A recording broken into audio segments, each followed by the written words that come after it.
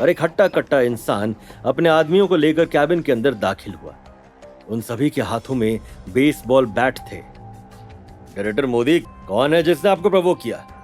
बताइए, उसकी कहानी अभी खत्म कर देते हैं। तुम्हें यहाँ आने के लिए किसने कहा? डायरेक्टर मोदी, आप मुझे क्यों मार रहे हैं? डायरेक्टर मोदी बस इतना चाहते थे कि नक्श उन्हें किसी भी तरह माफ कर दे, और इस चक्कर में वो पूरी तरह से आउट ऑफ कंट्रोल हो गए थे। मुझे कुछ नहीं हुआ है, जल्दी से अपने आदमियों को लेकर यहाँ से निकल जाओ। मिस्टर नैनीवाल जमीन से उठे और अपने आदमियों को लेकर उस कैबिन से बाहर निकल गए। सॉरी सीईओ सर, मैं आपको पहचान नहीं पाया। प्राची, मुझे कुछ अच्छा नहीं लग रहा। मुझे लगता है कि हमें नक्श के पास जाना चाहिए। वो अकेला होगा। अरे तू फालतू में इतना सोच रही है। नक्श तो राजा है, राजा। उसका कुछ नहीं हो सकता। तू बैठी रह, मैं जा रही हूं उसे देखने। अरे सुन तो, उससे कुछ नहीं होगा। प्राची बोलती रह गई, लेकिन तब तक अनिका लिफ्ट की तरफ पहुंच चुकी थी। दूसरी तरफ प्रेरक का जवाब सुनकर नक्श बिल्कुल भी खुश नहीं था। क्या ये तुम्हारा अपॉलजी एटीट्यूड है? ये सुनकर हिरेन मोदी का चेहरा और भी ज्यादा सड़ गया था, लेकिन अब बीच में बोलने की उनकी हिम्मत नहीं हो रही थी।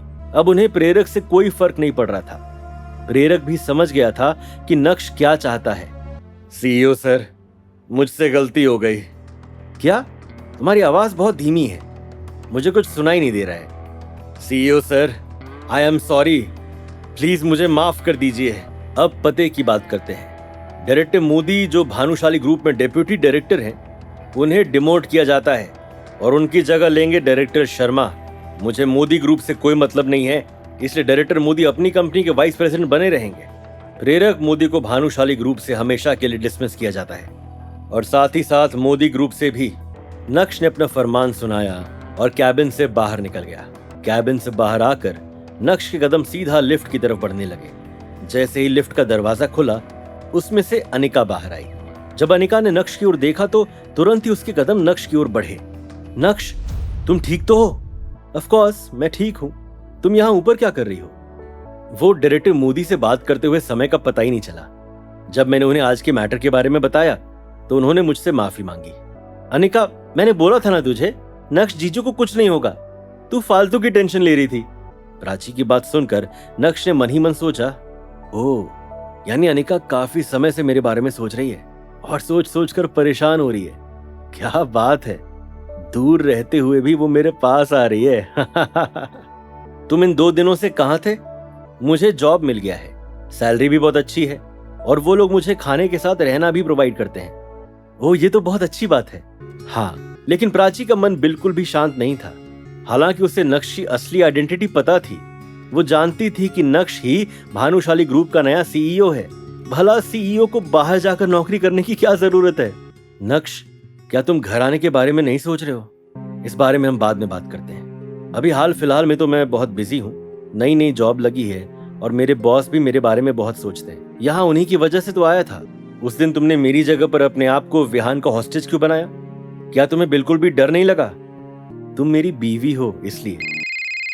सॉरी, कुछ काम आ गया है, मुझे अभी कंपनी के लिए निकलना होगा। तुम्हें अपना अच्छे से ध्यान रखना होगा नक्श। ये बोलते हुए अनिका और प्राची वहां से निकल गए। नक्श थोड़ी देर तक वहीं खड़ा रहा और अनिका, जो उसे आज काफी बदली हुई नजर आई, उसके बारे में सोचने लगा। तभी अचानक से नक्श का फोन बजा। नक्श sir, thank you so much promotion के लिए। डायरेक्टर शर्मा, आप उस पोजीशन के लायक हैं। नालायक और लायक में बहुत फर्क होता है। आप समझदार हैं, समझ ही गए होंगे। जी सर, समझ गया। भले ही नक्श ने 20 करोड़ रुपए का स्टार विला खरीदा था, लेकिन वाकई में यह विला स्टार कहलाने के लायक था। अगले कुछ दिनों तक नक्श ने सिर्फ और सिर्फ अपने स्टार विला पर ध्यान दिया और विला को खूब सारी चीजों से भर दिया। उसके बाद एक सुबह नक्श ने अनिका को कॉल किया। अच्छा, तुम वापस कब आ रहे हो? ठीक है, मैं घर पर ही तुम्हारा इंतजार करूंगी। जब अनिका को पता चला कि नक्श आज घर आ रहा है, अनिका अच्छे से ड्रेस्ड अप हुई और नक्श के आने का इंतजार करने लगी। वो धूमकेतु वापस क्यों आ रहा है? उस दिन तो बड़ा एटीट्यूड में बोल रहा था कि मुझे जावेरी खानदान से कोई मतलब नहीं है, तो अब क्या हुआ? मैंने तुमसे प्रेरक से मिलने के लिए कहा था, मिली तुम उससे? उसके बारे में बात करने की कोई जरूरत नहीं है। और हाँ, मैं नक्श को डिवोर्स नहीं दूंगी। उस दिन उसने हॉस्टेज के तौर पर तुम्हारी जगह क्या ले ली? तुम तो उसके पीछे जैसे पागल ही हो गई हो। मुझे एक बात बता, तेरी और नक्श की शादी को 3 साल हो गए। 3 साल वो तेरे साथ रहा, लेकिन क्या तू एक भी दिन उसके साथ खुश रही? अभी चित्रा ने अपनी पूरी बात खत्म भी नहीं की थी कि तभी अचानक से बाहर से एक आवाज सुनाई दी। उस आवाज को सुनकर तुरंत ही चित्रा के कदम खिड़की की तरफ बढ़े। चित्रा एकाएक शॉक्ड रह गई जब उसने नक्श को ब्रांड न्यू स्पोर्ट्स कार से बाहर निकलते हुए देखा। मम्मी जी केम छो, मजामा या खूब मजामा थी। नक्श, ये तुम ही हो ना? मम्मी आ तो कई कर रही छे? मैं आ गया। अरे वो मेरे बॉस की कार है, आज मैं छुट्टी पर हूँ तो उन्होंने मुझे अपनी कार दे दी। ओह, तो ये तुम्हारे बॉस की कार है। मुझे लगा कि तुम सक्सेसफुल इंसान बन गए, लेकिन ऐसे सौभाग्य कहाँ जावेरी खानदान के।